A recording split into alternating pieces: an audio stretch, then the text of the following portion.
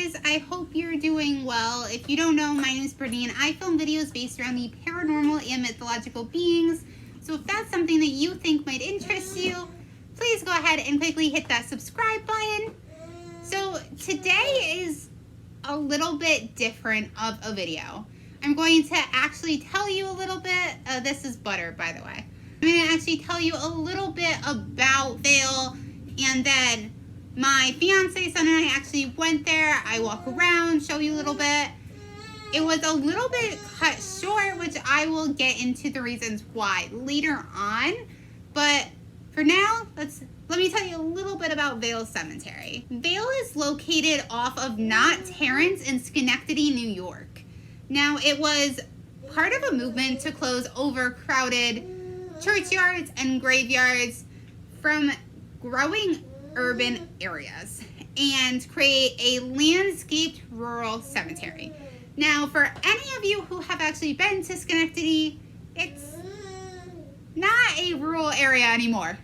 Like, not even slightly. Vale was founded in a response to what was viewed as unsanitary and unsafe condition in the Schenectady's old burying grounds, particularly the one at Front and Green Street in the historic Stockade neighborhood. It was a concern that the city's drinking water was actually polluted, and the tanneries, slaughterhouses, and ancient graveyards were contaminated. When the cemetery was laid out, they planted 1,000 trees, and it was dedicated on October 21st, 1857. The cemetery is a 100-acre cemetery, and the first burial took place less than 3 weeks after the cemetery was created, when a 4-year-old by the name of Noah Babard von Borst actually had passed away.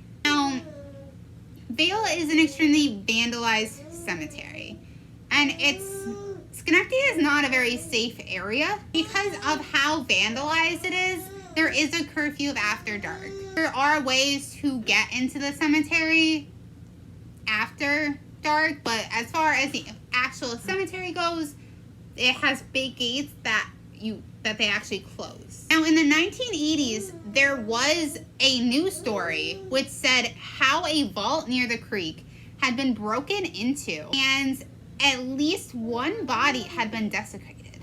Now, my father used to tell me about how grave robberies were very common in Vale Cemetery, and they'd actually dump the corpses in the man-made ponds. Now, there are signs all around Vale stating that a $500 reward will be issued for anyone that has information leading to the arrest of vandalism. And in one incident, almost 700 stones had been toppled. Now, there are more than 33,000 people buried in the cemetery today. Now, I'm going to show you our experience in Vale Cemetery today. I'm here with my fiance Jeff and Sebastian. So we're in Vale Park that hosts the older section of Vale Cemetery. This cemetery is very sad because of all of the vandalism, and it's very run down and not really kept up on at all. But I'm going to show you a little bit around the cemetery. We're going to talk about different sections of the cemetery. So this is another example of the graffiti on graves, which I feel like is extremely disrespectful. So as you can see, it's all very overgrown, and you can see, well, litter. It's not really a place that people take pride of. So I'm pretty sure that this is the building referred to as Hell's Gate. I'm not 100% sure. I couldn't find a lot of information about it. I watched different YouTube videos on Vale. I've read a decent amount of articles on Vale, and I couldn't really find many referring to what exactly Hell's Gate is. But from the description, to me, this is what it matches. And as you can see, like even here, somebody drew a window and a doorknob, and it says, "Knock if you dare." So if I go right up here, it literally says. Yeah, it's like sunken, broke.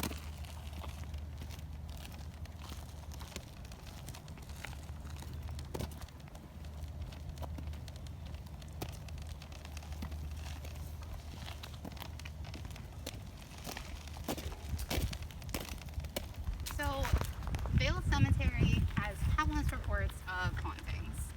There's people who have seen, I thought there was a car coming. There's people that have seen spirits sitting on gravestones or even up in the trees. They also see white and black shadows and multicolor orbs.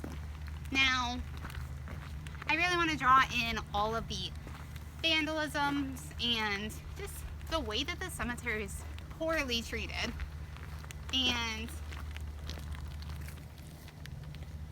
they can't, like, it's hard to tell whether a grave was purposely knocked over or if it was knocked over simply because of the ground rising. Really hot out, and I'm completely out of shape, so I run out of breath very easily. So many apparitions have been seen just all around the cemetery. Some see groups, others see them all by themselves. And it's often that they don't really see their faces, but sometimes occasionally. Now, most of the activity happens in the very early morning hours, so 1, 2, 3 in the morning. Obviously, we're not here that early, and it's also one of the only cemetery that I've been in that has a curfew. So there's actually signs all around the cemetery offering $500 for literally any information that is leading to the arrest of somebody that's committing vandalism. Because vandalism is such a huge problem in this cemetery. Now, my grandfather is actually buried in this cemetery, and he was a veteran, so he had a flag that was by his grave. Pretty sure it's either been 2 or 3 times that the flag was either stolen, and so my uncles and my father decided to actually chained? I don't know. Secure the flag in a better way. That way it couldn't get stolen anymore. And the person actually cut the flag off, which I will show you guys that, because that's actually where we're heading. So if you look directly behind me, that's actually all part of Vale as well. It is a huge cemetery in total. But this is my grandfather's grave. And over here is where you can actually see that the flag that was chained, they literally cut it off. My grandfather is actually buried right there. And you can literally find trash all throughout the cemetery. Like, this is a newer section, and you can see that there's a cup. Which I don't really get why somebody can't just, take that with them. I'm not really a huge fan of littering. If you can see, like, here's another piece of garbage.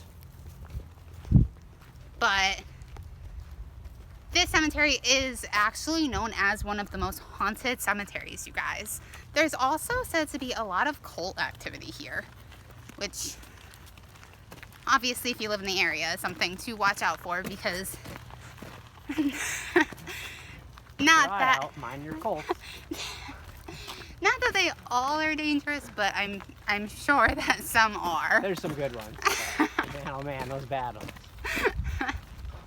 Now there's also a church around here. It's, well, a church-like building that's said to host the most sightings. The church-like building is said to host the most sightings of the paranormal around here, where people will actually hear singing.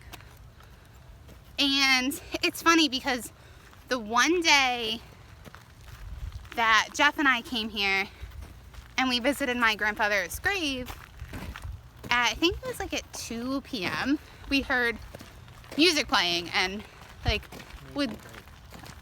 Amazing Grace was playing, which I feel like would be a very odd time for a church to play because it's 2 p.m. It's not like a church service is getting done or starting or anything like that. So we found it a little odd. As far as that church is concerned, you guys, people have seen apparitions in the windows and actually going right through the walls. Now, there's also been countless different colored orbs. We have also done a ton of walking, you guys, today because we walked the property of our hopefully soon-to-be house. So, that's walking, but you know, walking's good for you. Right, Jeff? Yes. The statues here are very interesting. They are said to actually bleed from their eyes, like cry tears of blood, and from the top of their heads. Now, the most famous statue here is referred to as a black angel. And even before I was, you know, familiar with any of the lore behind Vale Cemetery, my dad always told me about the black angel. Now, she is the one that has the most lore behind her to cry tears of blood, which I feel like would be a little bit of a scary thing to see if you just, you know, see this stone statue pouring blood from their eyes. Okay. Okay, so originally I planned the investigation to go a little bit longer. I was going to do, or attempt to do some spirit box sessions, and I was going to tell you a little bit about the Black Angel. Now, I guess I'll just tell you now who the Black Angel is, so the Black Angel is an angel, a statue, who, she looks over the cemetery, and she's waiting for the day where she's going to blow on her trumpet and actually awaken the dead, which is a very interesting theory. But I've heard that legend ever since I can remember. My father used to tell me about that. So I was actually just about to tell you guys that legend when a person had come up and they're on a bike and they were just kind of staring, and didn't make me feel the most comfortable, so we were just kind of waiting there. And where the statue is, the gravestone is a little bit farther over. Now, Jeff had asked me what year the gravestone is from, and I walked over to see. So I started talking just out loud, because when I think and I'm reading, I just talk. And I went to say, I don't remember what I said. I said, well, she must have. And I think that's all that I got out of my mouth. And this guy comes walking out from behind the statue. Now, I had no idea he was there. Jeff had no idea that he was there. And he started asking me, if I'm okay, or what I'm doing. He's like, oh no, I'm just looking. I was just looking at the gravestone, and he's like, oh, you good? And I was like, yeah, I'm just looking at the gravestone. And I walked back towards Jeff because, people scare me way more than the paranormal ever would. So I was like, I could kind of sense, hey, probably not the best situation. This person literally came out of nowhere, and I'm not going to just stand here. So I walked back, towards Jeff, and And then he starts like, I don't remember exactly what he's saying, but he's basically saying like he's getting messed up behind the gravestone. Or behind the statue, not the gravestone. So he's like telling us he's getting messed up behind the gravestone or the statue, and just like, oh no, like you're good, and like just like we're gonna go and do our thing somewhere else because he's doing his thing. And then it turns in, and we're like starting to walk away. He's like, no, you guys do your thing. We're like, yeah, no, you're good. Well, we're just gonna go. And then he starts trying to sell us, what was he calling it? The boy? Yeah, it was like the boy. And then he's like, yeah. And Jeff's like, I don't know what that is. And then he's asking Jeff's age. And he's like, I'm 26. And he's like, oh, well, you should know. Like, I would think you would have known. Like, I don't think that we do drugs. And then he starts like, he starts saying like he has everything. He has meth, he has crack, he has pot. And like, yeah, well, we're good. I don't really want anything to do with that. So we end up leaving. As we were leaving, he's like, was saying what his name was, but obviously not a good situation that we want to be in. And I'm saying I'm sorry that I didn't get that footage for you guys, that of the Black Angel. It's something I've personally never been offered, like approached to buy drugs, never bought drugs.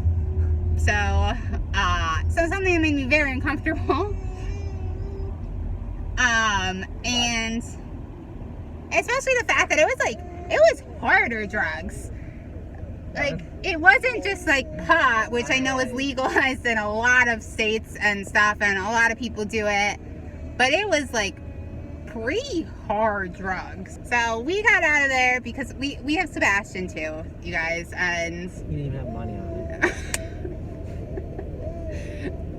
it's not a safe it's not a safe situation, not something we wanted to be in. So I do apologize for that. And so, as you guys heard, little crazy, and honestly, like, it's the only time anything like that has ever happened to me. I have also been in Vale numerous times because of the fact that, my grandfather is buried in Vale, and I grew up hearing about the Black Angel, and I never really went into Vale Park much, which is where the older sections of the cemetery are, but it was, what we experienced today was in the cemetery, like in Vale Cemetery. Now, I do sincerely apologize not getting those spirit box sessions for you guys. Again, just not a safe situation, and I don't like being in unsafe situations. I don't like putting my family in unsafe situations, so it's just better to get out of there. I originally planned on showing you a spot that we actually saw a coyote running last time we went to Vale Park, and we just kind of walked around because I wanted to see all the old stones and stuff. But last time we went to Vale Park, there was like a coyote right in front of us, and I grew up in basically the middle of nowhere. Like, there were trees everywhere, and there were coyotes that, at night they'd come right up to the door, but I never once actually saw one. So it was pretty insane that we saw this coyote, and it was by itself, which is a little unusual, but it was much larger than I expected it to be, and it made me like fully realize the feeling of when something happens, like something extraordinary, and you don't think to take out your camera or take out your phone and videotape it, because I fully regretted not doing that afterwards. Maybe one day we'll go back and do a spirit box session, but if you guys ever go into Vale, just be safe and pay attention to your surroundings. Because like I said, like I saw the guy on the bike, and maybe there's actually a blessing in disguise, because if that guy on the bike wasn't there and wasn't like making me feel slightly uncomfortable to film, then I would have been standing right in front of the Black Angel by myself when this guy would have been directly next to me, which could have led to an even more unsafe situation. So it could have definitely been a blessing in disguise, and I'm actually quite thankful for that. But I hope you guys enjoyed this video. I plan to do more, I guess, in-depth investigations in the future, where you guys will actually hear spirit box sessions. I am so sorry that this one was not one of them. And if you like this video, please give it a big thumbs up. And if you have not subscribed yet, it would mean the world to me if you could please hit that subscribe button. I hope that you guys have an amazing rest of your day or night, and I will see you guys next time.